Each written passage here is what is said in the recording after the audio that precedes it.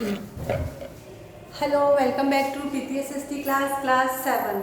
Today I will start your new chapter that is related to the geography chapter 2. The name of the chapter is structure of our planet. It means structure of our planet Earth. In this chapter we will study about what is the structure of the Earth and how many layers are there in our Earth, that is our Earth is consist of.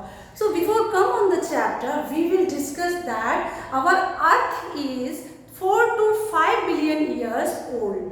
हमारी जो पृथ्वी है वो लगभग 4 से 5 अरब साल पुरानी है. The second important thing is that the Earth was the group of mass और मोल्टन मटेरियल. जो पहले पृथ्वी थी वो गैस और मोल्टन जो पिघला हुआ लावा वगैरह होता है, मैग्मा होता है, उसका एक टुकड़ा थी, कह सकते हैं आग का टुकड़ा थी पहले. फिर धीरे धीरे इट बिकम कूल डाउन. जो इसका जो मोल्टन मटेरियल था, ये जो गैसेस वगैरह थी, जब इन सब से जो हमारी पृथ्वी है वो कूल डाउन हुई और उसके बाद क्या हुआ, ठंडी होकर के जो पृथ्वी की प्रेजेंट फॉर्म है क्रस्ट या लिथोस्फीयर, उसमें डेवलप हुई.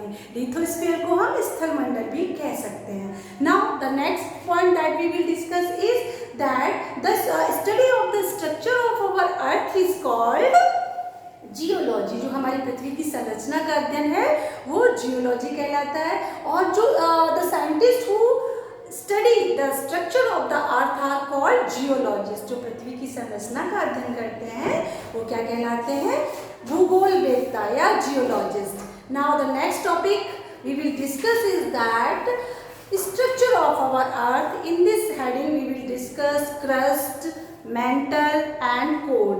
There are 3 layers of our earth. Number 1, you can see the thinnest layer is called crust. Then the second layer is called mantle, and the last and inner layer of the earth is called core. जो हमारी पृथ्वी की third जो सबसे अंदर है, सबसे गहरी है, वो कोर कहलाती है. क्रस्ट को हम भूपर्वत भी कह सकते हैं, मैंटल इसका मध्य भाग होता है और कोर सबसे आंतरिक भाग होता है. Now we will discuss the remaining chapter through the book. So let's start from the book. Yes, now these topics we have discussed through the board. Now we will discuss structure of our earth. On the basis of composition, properties of rocks and their density, the earth is divided into 3 concentric layers: crust, mantle and core. As I told you that our earth's layers are divided into 3 parts: crust, mantle and core. Now the number 1 we will discuss in detail crust, जिसको भूपर्वत भी कहते हैं.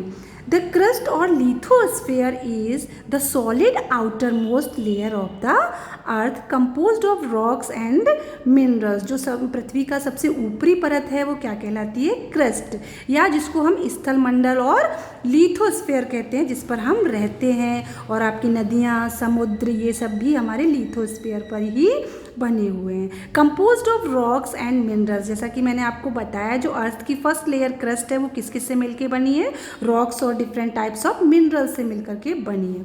It's average thickness varies between 8 kilometre to 50 kilometre. और इसकी जो thickness है, मोटाई है, वो हम कह सकते हैं 8 किलोमीटर से लेकर के 50 किलोमीटर तक है. The 2 distinct layer which the crust comprises are continental crust और सियाल एंड ओशियनिक क्रस्ट और सीमा.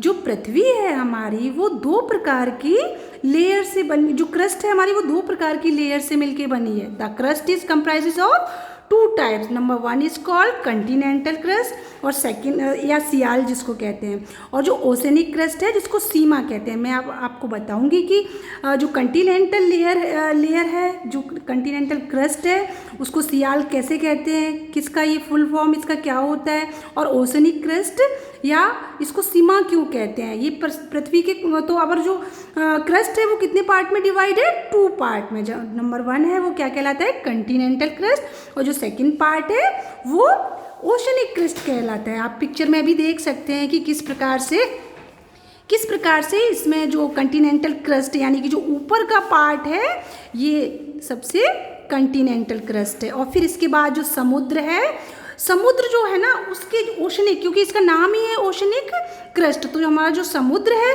उसके नीचे का जो क्रस्ट है, समुद्र के नीचे भी ज़मीन होती है ना भाई, समुद्र जब ख़त्म होता है तो नीचे ज़मीन होती है, तो वो जो ज़मीन वाला पार्ट है उसको ओशनिक क्रस्ट कहते हैं।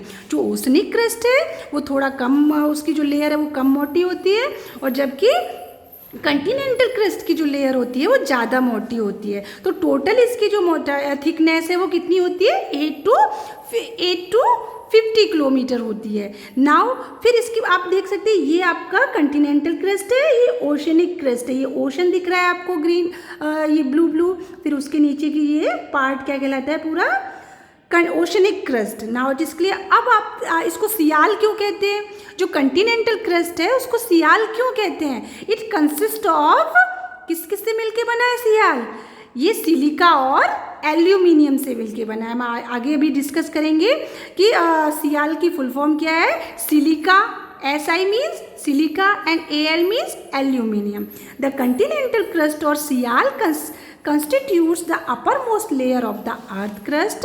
अब सियाल से मिलकर की हमारी पृथ्वी की जो uppermost layer है वो बनी है, जिसको क्रस्ट कहते हैं। Its thickness is up to 50 kilometre, और इसकी जो thickness है वो 50 किलोमीटर तक है, यानी कि 8 किलोमीटर से लेकर के 50 किलोमीटर तक इसकी thickness है। Now the next of lighter rocks rich silica and aluminium, this layer is not continuous and is mostly found in the Continental areas above the lower crust. अब देखा आपने कि किस प्रकार से जो सिलिका और एल्यूमिनियम इसकी फुल फॉर्म है, और this layer is not continuous and is mostly found in the Continental areas, ज़्यादातर ये जो है वो कंटिनेंटल एरियाज में पाई जाती है। Now on the next page, yes, now the second layer of the crust is called oceanic crust. Now in this we will discuss the lower crust or sima is a continuous layer forming an extremely thin ocean floor।